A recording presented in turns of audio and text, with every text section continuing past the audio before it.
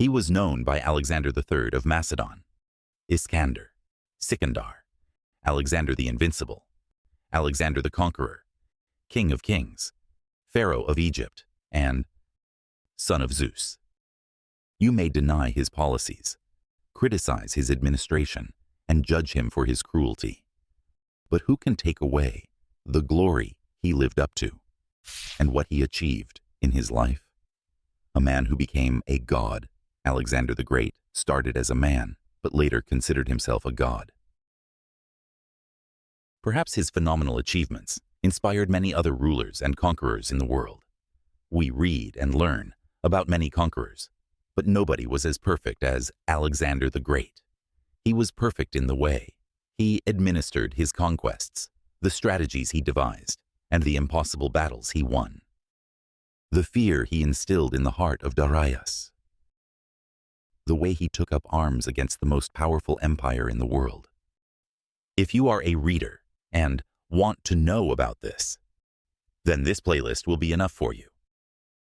You can read our books, and this video follows the close transcript from the book itself. That is also from Mundus Gnosis. Coming to our point, before learning about Alexander the Great, why don't we take a detour to his empire and his marvelous father, who made a foundation for our world's greatest conqueror? If I need to answer your questions about the past, then I must begin with answering the question: who was Philip II? Philip II of Macedon was the king of Macedonia, and also the father of Alexander the Great.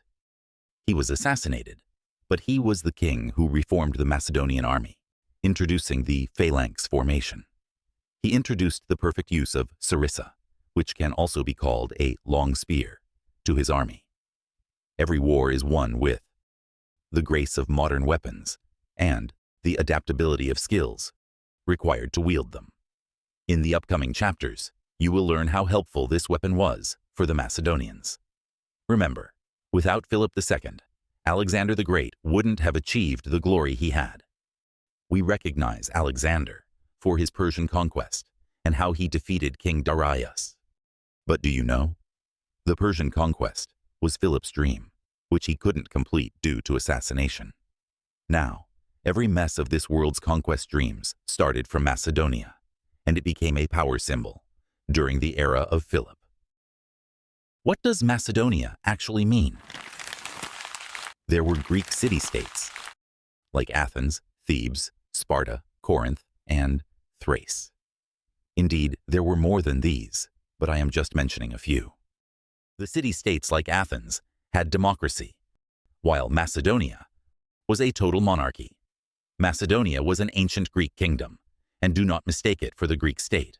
To relieve your confusion, I must tell you that ancient Greece consisted not only of city-states, but also kingdoms like Macedon, Epirus, Pontus, Cyrene, and many others.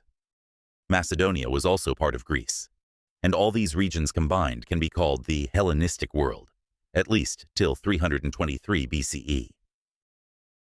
The father and son duo became famous for settling their dominance over the entire Hellenistic world.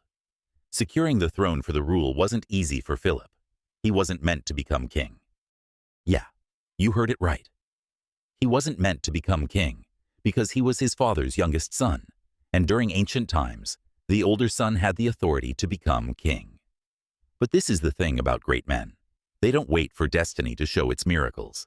They take hold of their destiny and turn the outcomes as they wish to have. Now, you must be wondering, how Philip II became the king. How did Philip become the king? Philip II was the youngest son of Amyntas III of Macedonia. The kingdom was in total political instability, because wars often happen when the state becomes hostile and vulnerable to border attacks. Illyrians attacked the Macedonian borders, and Philip's brother, Perdiccas III, was killed in battle against the Illyrians. This made Philip the regent of his infant nephew, Amyntas IV. A regent is a stand-in for a monarch, often when the monarch is young, absent, or unable to fulfill their duties. Philip seized the opportunity. He searched for and kept the power for himself. Philip was so adept and natural in diplomacy that he invented some of his diplomatic tricks, enhancing his influence and dominance. In 359 BC, with the help of the army and some influential political allies, Philip seized the throne for himself and became the king of Macedonia. Due to Philip's actions, Macedonia became so powerful that it brought other city-states to their knees. Philip revolutionized the traditional Greek phalanx formation, identifying glitches and mistakes, and introduced the sarissa, a longer spear than the normal one. He modified the shapes of shields to make them more versatile and practical. Soldiers, known as phalangites, were equipped with sarissas and heavier armor, making the infantry formidable during Philip's era. He also introduced combination tactics in the formation, integrating different types of troops, such as infantry, cavalry, and light infantry, and improving their coordination. Achieving this level of coordination is challenging and resource-intensive. Yet Philip accomplished it. The improved version of Macedonian cavalry, known as the Companion Hetairoi cavalry, was introduced with a new formation called the wedge formation. This formation allowed the cavalry to break through enemy lines more effectively.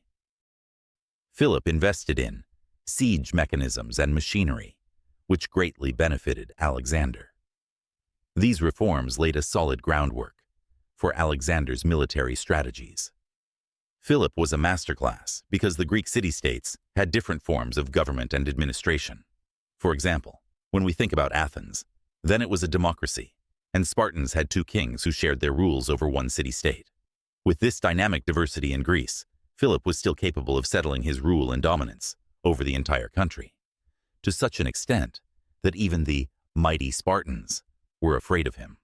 That's all for today's video. See you later. Meanwhile, you can read Clash of the Titans, so next time you will be aware of the good spoilers. Enjoyed this video? Make sure to hit that subscribe button for more awesome content.